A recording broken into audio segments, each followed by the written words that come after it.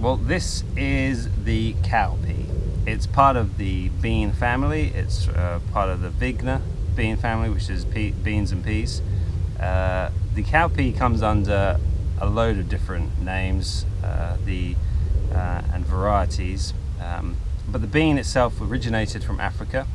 Nigeria and Niger are probably one of the large producing areas of the cowpea, but it's such a great plant to use, especially in low water areas. I've grown it here down in the southeast, and we've had a even drier than average summer to what we're used to, and so whereas other beans have struggled, my peas have been a complete waste of time this year.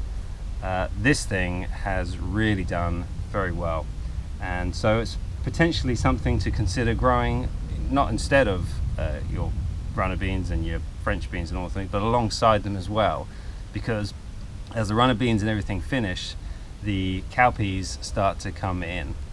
Now you can use so many parts of the cowpea. You can use the leaves for in the same way as you would use spinach.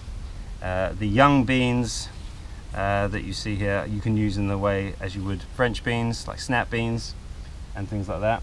And then when you get to the point where they turn into like this yellow husk sort of style, then the beans are able to be dried and used, and they're such a superfood. They're about 24% protein, and they have so many good nutrients and things in there for especially vegetarians and people like that, and so they're a great substitute.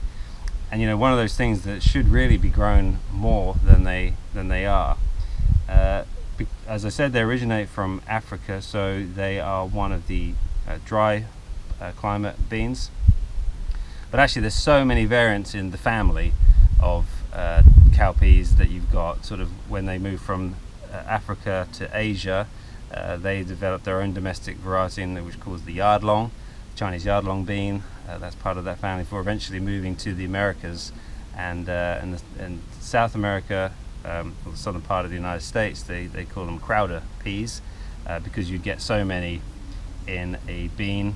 And this is another slightly variant on the cowpea, but the family is huge. There's so many varieties on it, but as a drought tolerant and heavily cropping bean, they are well worth growing in the region.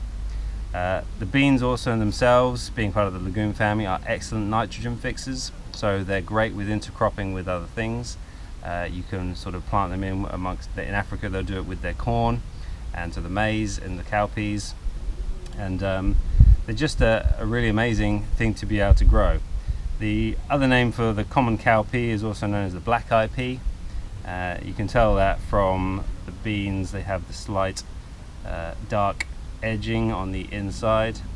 Once they're dry, you can save these and grow them again next year, or you can just dry them and use them in pulses and stews throughout the winter. The cowpea actually comes in a few different forms. They have the bush variety, which this kind of started out as a bush variety, and so it would keep to sort of a fairly sort of low growing thing, but now it's starting to climb. So I don't know, this may be a trailing one, but you get climbing, trailing and bush variety of the cowpeas.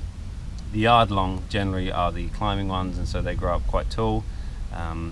Maybe I'll try those next year, but for resilience and toughness, the cowpea is just well up there with the ways that you can grow it without needing too much care and attention. And so if you've got space in your allotment or in your garden, consider growing the cowpea. It's an amazing versatile vegetable, and really worthwhile growing down here, particularly in the southeast and in areas that have low rainfall around the world. And they're definitely, can't say enough about them.